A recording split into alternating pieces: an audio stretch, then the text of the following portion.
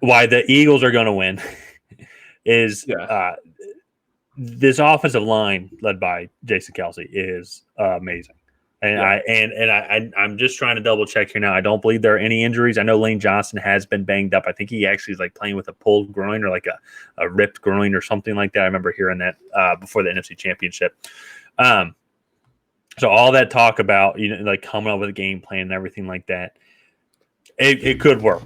It absolutely could work. However, though overall though, the battle in the trenches, especially at least when it comes to the Eagles' offensive line, I give them the check mark. They Yeah. just like everybody else, they are going to dominate that offensive line. And against the 49ers, that game turned out really weird. However, that defense was really good, led by the Bosa brother. I forget, is it Nick? Nick Bosa. Yeah. I got it right. Okay, good. They dominated that offensive line, and that was considered one of the best defenses in the league. And that game turned into obviously, but something unfortunate. But Yeah. that first half, they dominated offensive line when it was still a game. And I think the Kansas City defense is nowhere near as good as the 49ers. You have a three-headed horseman in receivers and running backs as well. Receivers, A.J. Brown, Devontae Smith has had a great year, 2,000-yard receivers. Dallas Goedert's back. He's not as good as Travis Kelce, but hey, if I'm picking fantasy and I'm in the fourth or fifth round and I see him there, maybe I'll take a stretch on him because he gets that many targets. He's that good. He can catch nearly anything. Then you have the three-headed horseman in the running back field that they can rotate, keep fresh legs in, led by Miles Sanders, followed by Kenneth Gainwell and Boston Scott. And we haven't even gotten to Jalen Hurts yet, who's having a career year. And so all that combined with then Nick Sirianni has them going with a great game plan. It seems like every single week. Maybe someone else did it, but I guess they were the first one to do it. But I love it's like, and it's kind of goes back to what you said and talking about the Chiefs. It's like, hey, we know we're better than you, so we're going to show you what we're doing, and we don't care. And the best example of that is the QB sneak. But they do that all the time, though. It'd be like, hey, we're in a clear running formation, and we're just going to run the ball down your throat. Yeah, they did that against the 49ers. And one of the things with the 49ers that I think that the Chiefs do better on defense is the Chiefs are bigger. The 49ers are much more speed focused. Fred Warner's sub 230. Like they really don't have any defensive tackles well over 300 pounds on the 49ers, where it's like Chris Jones is 6'4", 315. Like he's a big athletic guy. And they also really started to dominate in the NFC Championship in the second half when it was like, okay, you guys have been on the field now for 30-plus minutes. We're going into the fourth quarter. We're just going to line up in a run formation and run it down your throat. They do that throughout the entire game, but they grind defenses down with that, and then they hit them over the top to Devontae Smith, and that's how this offense is so good. Yeah, because they're just extremely well-rounded. And then it's like, all right, nobody's open. Jalen Hurts is basically a running back that can throw. That, and then that's just demoralizing. So it'll be interesting. I think the Eagles win this game the way Tampa Bay won 2 years ago. They send blitz packages. They get after Patrick Mahomes. There's no way his ankle is still 100%. He's probably feeling a lot better than he did in the I'm not AFC Championship game. But there's no way he's 100%. They're going to get him off his pedestal back there and make him move around. They've been extremely aggressive with blitz packages all year, and I don't expect that to change. The big thing that I think they have to worry about is Patrick Mahomes will read that. He will see blitz packages coming, and he'll check into a screen pass. He'll check into a blitz beater, right? And so I think it'll be a really interesting chess match that's going to happen on Sunday. But I think the Eagles to really get out and win, I think they have to win that matchup in the trenches, that defensive line against the Chiefs offensive line. So I think this is going to be a really good game.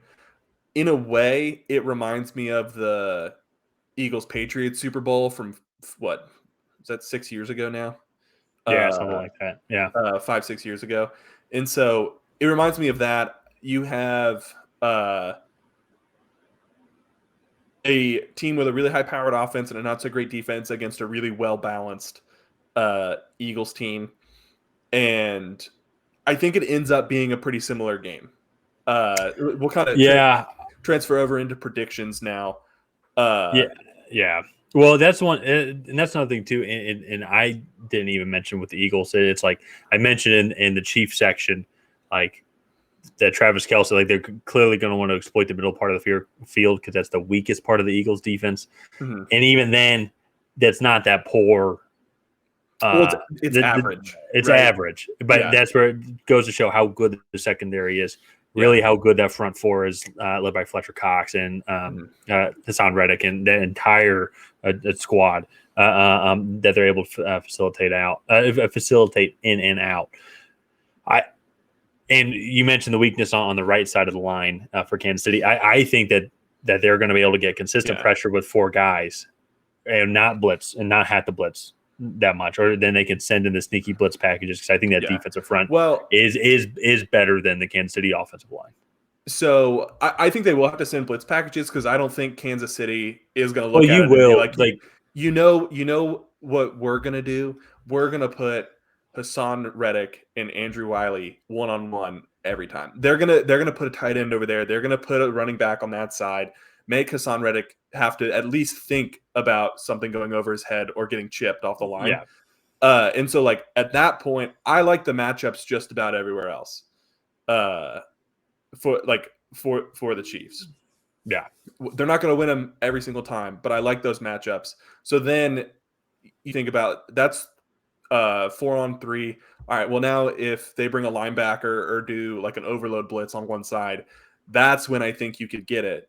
However, Patrick Mahomes is wise beyond his years in the NFL, and he will read it out sometimes and catch you with a blitz beater. So that's where I think this matchup gets really interesting.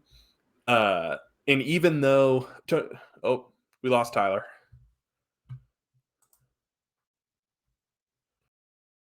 And he's back.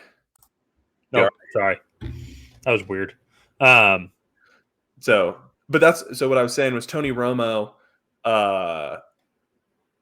2 weeks ago was like, what do you get when you have Patrick Mahomes on one ankle who can't move? The best pocket passer in the NFL. Like that to me is what Patrick Mahomes brings. Yeah. And I think the Eagles need to be aware of that. This isn't Brock Purdy. Oh no. I mean, obviously, yes. Like no one's comparing Patrick Mahomes to Brock Purdy at all. I just think it's as we saw, and you made this comparison earlier, but like as we saw with the Tampa Bay Super Bowl with Kansas City, one guy can't do everything. Yeah, I know. And when I look at the Chiefs, I can see a scenario where like it is something similar where it has to do everything. If they're able to lock, I can see the secondary locking down Travis Kelce. They have someone covering him, one of the safeties covering him, or if they put a linebacker, maybe safety on him as well, and knowing that they might do over under with a linebacker safety, so they can do something like that. And that's what I brought up in the Chiefs section is the receivers. They're not poor, but they're nothing that I don't think that Darius Slay and James Bradbury can't handle. And the rest of the core. So it's if they let Patrick Mahomes get loose and he starts running a bunch, then that's not a good sign for the Eagles. But I think that they will be able to contain him, and I think that they will be able to. But by contain, it's hard to contain Patrick Mahomes. But like you just try and limit the damage essentially like that. You don't let him just like run rampant all over your defense.